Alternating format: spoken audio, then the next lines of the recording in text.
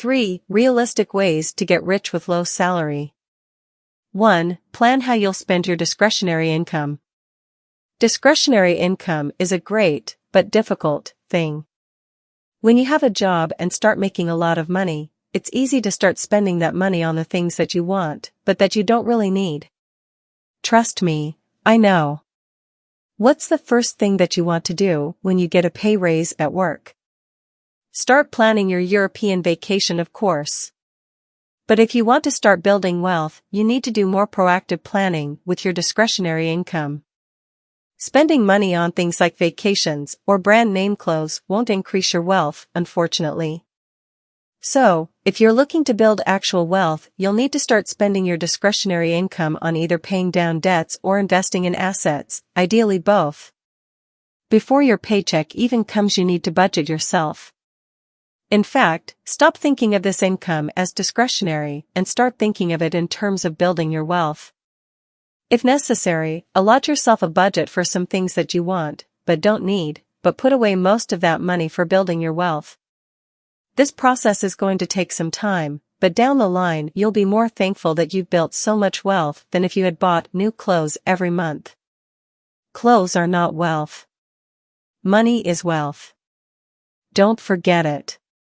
2. Start building your wealth as soon as possible. The quicker you can start saving, the better, because of compounding interest.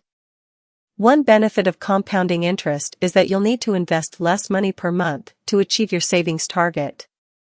Compounding interest simply means that the money you earn as interest also earns interest.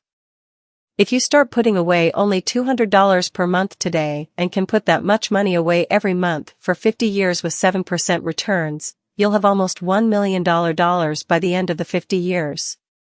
Just think, all you'll have to do is stop spending so much money on beer and shoes, and you can definitely spring that $200 a month. See how much it pays off to be cautious with your discretionary income? 3. Get a financial advisor.